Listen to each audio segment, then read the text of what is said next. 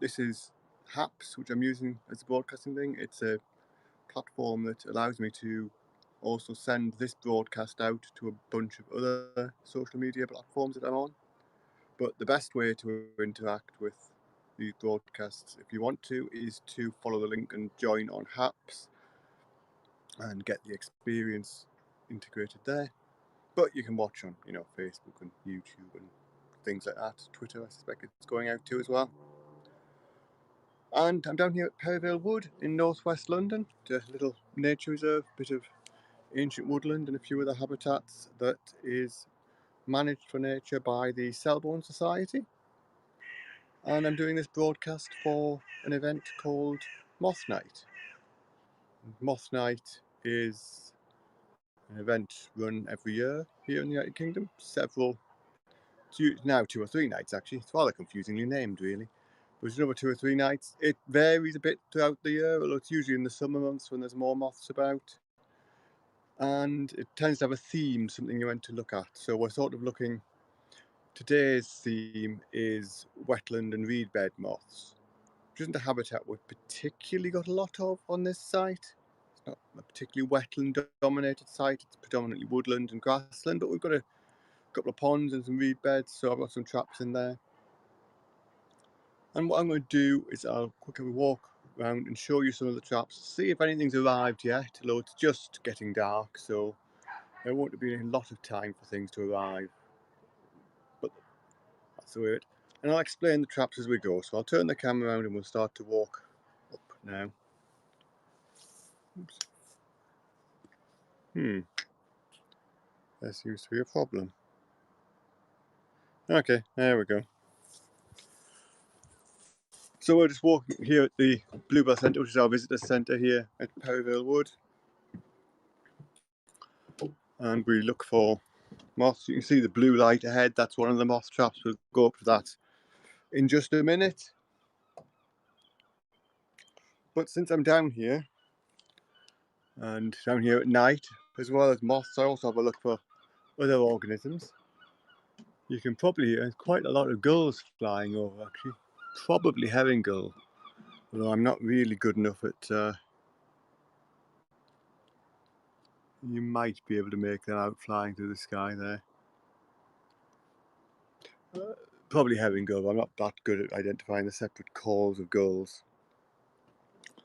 But the other thing that flies at night that we tend to look for when down here are bats. And what I've got here is my iPad, and on the end of it I've got this red device here, which is essentially an ultrasonic microphone. It sits on the end, picks up the ultrasound call that the bats are using to navigate and to hunt with, and it relays it back to the device, and the device records it.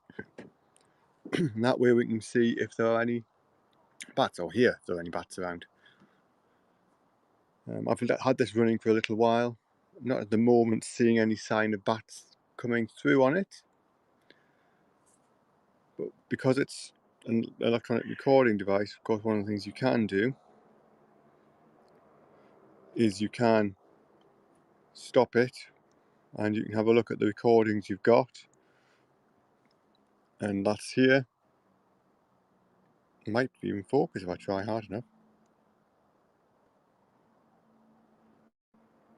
And there have been a couple of bats according to this. It helped the auto identifies them for me. Let's play one of these calls back. That looks plausibly like a bat call to me, looking at the shape of that. But if I can press play, you can see the sonogram and hear the call, and it suggests that is a common pipistrelle. That's what it automatically identified as by the system. The shape and the frequency did look right for that from what I know, so I don't automatically trust the auto ID on these things, but that one is probably correct. I'm not going to leave this lying around whilst we go off for a walk up the meadow and into the wood, because it's quite an expensive bit of kit to leave lying around, even on a relatively secure site like the one we've got here. So what we'll do is we'll go and have a walk and have a look at a couple of the moth traps, maybe 3 of the moth traps I've got out. See if anything's arrived at them yet. And just talk a little bit about how much I'm seeing moths flying around in the torchlight. So that's encouraging. It suggests there's going to be stuff around tonight. But I'm just going to wander up, and you can see this bright blue light. And this is one of our moth traps. It's a 60-watt actinic light setup. So these are sort of blue lights. They emit a bit in the ultraviolet spectrum, which is where a lot of the moths are attracted. It has 2 bulbs on it, and it's on a Robinson designed trap, which probably in this light we won't see particularly brilliantly, but it's essentially a circular drum with a collar, a conical collar on it, and the light on the top. The moths are hopefully attracted to the light and drop in. Now, what am I seeing at the moment? So at the moment, there are a lot of flying insects on here. They are mainly flies, Diptera, and caddisflies, Trichoptera, rather than moths. Neither of which are groups of organisms I am particularly talented at identifying. So I'm not even going to attempt it tonight. That is a Trichoptera, a caddisfly. I'm just looking in the trap to see if there's anything worth showing you immediately. So you can see the principle though, and you see it's certainly attracting insects in decent numbers. None of them that I've yet seen are moths, which is primarily what we're looking for tonight. I will have a go at identifying other things if I can, but I haven't got any good literature on flies. Well, I haven't got any good identification literature. I've got some very interesting books by Erica McAllister about flies, but not really ID guides. I have got some things to identify the caddisflies, these other things that are on here. So I might have a go at some of them tomorrow, but I don't find them a very easy group. Anyway, that's the first trap, and that's a 60-watt Robinson trap. It's mains powered, so you can possibly see the cable streaking off there to the building where I've got it plugged in, where we started. But that was our first trap. I will come back in the morning and go through this and see what's in there. And I've got a couple of other broadcasts scheduled. One when I'm going through the traps. Probably just go through one of the traps with people on HAPS rather than doing all of them whilst broadcasting. And then a broadcast tomorrow afternoon will be here at 4 o'clock. I'm planning to come on, where we'll have a look at 1 or 2 of the specimens that we've found the night before. And that's probably the easiest way to see things, is to do it sort of after the fact. So I'm going to walk through the wood now to the other side where I've got some other traps. And as I go, I'll just repeat a few things. So I'm down here in Perryvale Wood. Perryvale Wood is in northwest London. It's a bit of ancient woodland. It's a bit of woodland that was here before the suburbia grew up around it. We've got an archaeologist involved with our organisation who is doing a bit of work and trying to understand, trying to work out sort of the human history of the wood. So we think it's likely that it was a plantation, planted perhaps sometime around the 12th century is the current thinking. But that's all still to, I suspect, be fully worked out. And it's run by a charity called the Selborne Society, which I am chair of, and I have a whole team of really dedicated and hard-working volunteers who manage and look after this reserve for us. So I'm just going to zip through the woods because I haven't got any traps out in this bit today. And it's a broadcast for Moth Night. Moth Night is an event, usually it's about engaging with the general public with moths and what's about, and teaching people about things and showing them things. One of the challenges when I was thinking about doing this, I would normally have done this sort of event as a public event, and I would have a whole bundle of people here with me, and we'd all gather around the traps and we'd all have a look, and we'd all closely sit around and stare into the traps to see what moths are there, pass them around. But this year, here in the UK, there are still rules and regulations in force, which mean you should really be staying 2 meters away from people. Which really makes this sort of event not an event I could do as a public event, as an open event. So I thought this year, let's do something on HAPS instead. Let's do a broadcast and share what moth serving involves, and hopefully share a few moths either on this broadcast or a later one as well, so people can see the sort of wonderful and attractive things that there are out there. So a bit of a loss for the sort of local interested people who would perhaps come along to this event that I just haven't been able to do as a public event this year, but perhaps a gain for the HAPS world.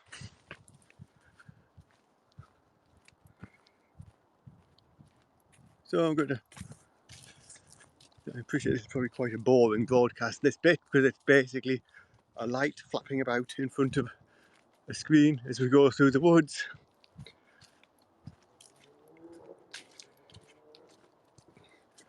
There's not going to be a lot to see till we get to the next trap, which we're heading towards now. So the theme for Moth Night this year is reed beds and wetlands.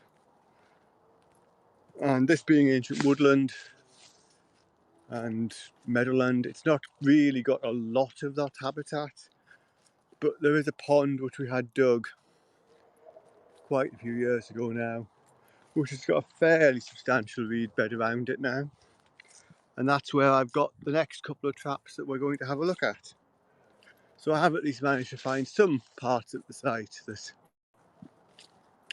accord with the theme of the evening, even though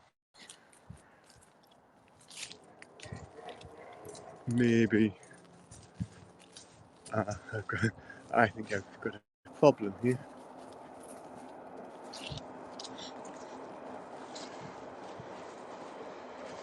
Right.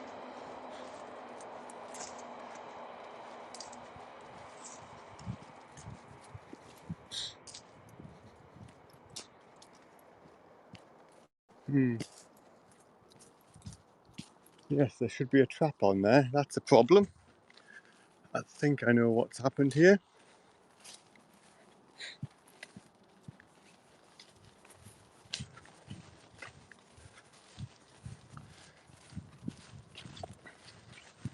Right.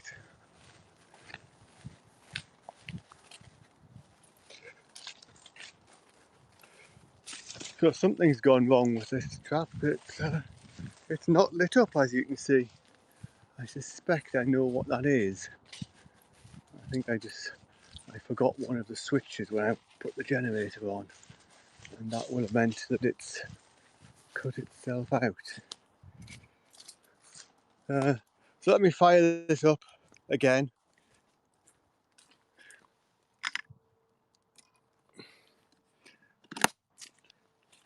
I'm just going to put you guys aside for a moment.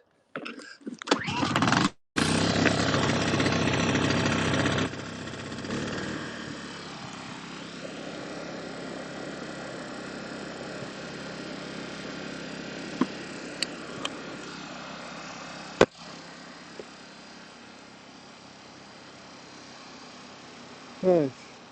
Well, here you can see the moth trap gradually waking up because I'd made a mistake in setting it up.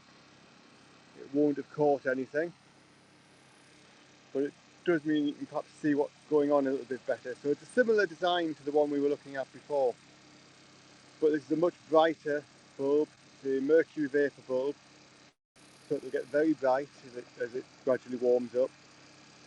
And it needs to run on mains power, so I've got a generator here securely chained to a metal fence. And this will start to attract moths in, hopefully fairly quickly. And in the morning, we'll be able to have a look at them. So, sorry that one wasn't on when we got here. Rather annoying, I was hoping there'd be something to see. But, it doesn't look plausible. Let me just take this off and see if anything went in before it went wrong before. But I suspect we are looking. Well, you see that what we have inside the traps are egg boxes, and they just provide a nice soft surface for anything that flies in to sit on. But because I'd got this one set up wrong, nothing's arrived yet. Right, we're going to have a look at one more trap, explain this other design, and then we'll call it for this broadcast. But I'll be back bright and early in the morning, about 5 AM UK time.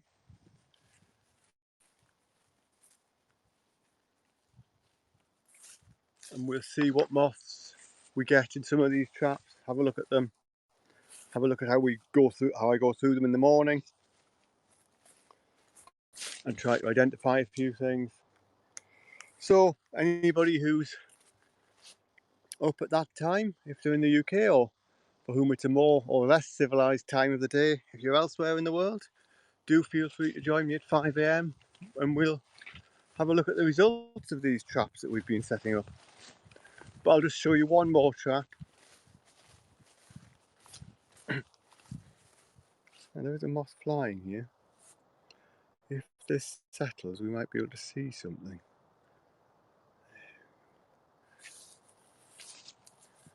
You may be able to see something flying through the beam of light. It's very active. I haven't got my net with me because my hands are full of canvas.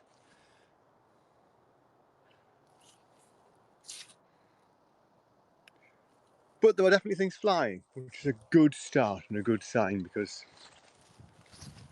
I'm picking up a torch beam. It's likely that the traps will attract them as well. So I've got one more here. I'm not actually going to go up to this trap for reasons which I'll explain in a minute, but we'll go far enough that you might be able to see it glowing, and I'll explain what that is and how it differs from the others.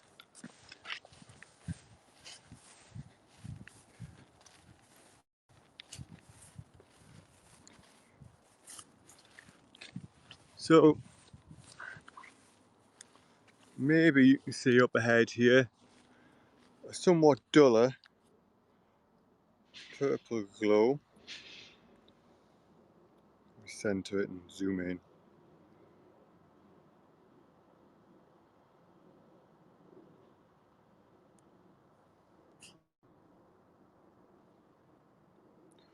Doesn't seem to want to focus on that.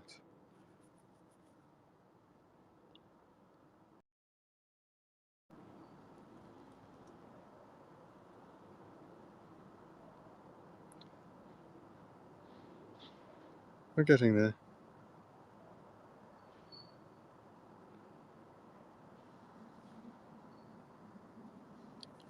I'll go in a little bit closer. See if I can make it focus. That's clearly not going to focus today. That's how this one is using ultraviolet LEDs, light emitting diodes, and it's essentially a homemade trap. It was made for me by one of my volunteers here, that John, who knows what he's doing with electronics, and it's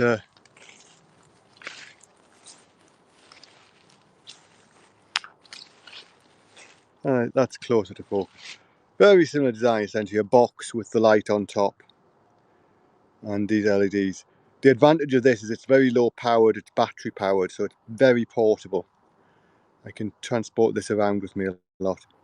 The disadvantage, and the reason we're not going any closer than this, is it's made with fairly cheap LEDs that I had imported from somewhere that doesn't necessarily have the same safety standards as we'd have in factories here in Europe.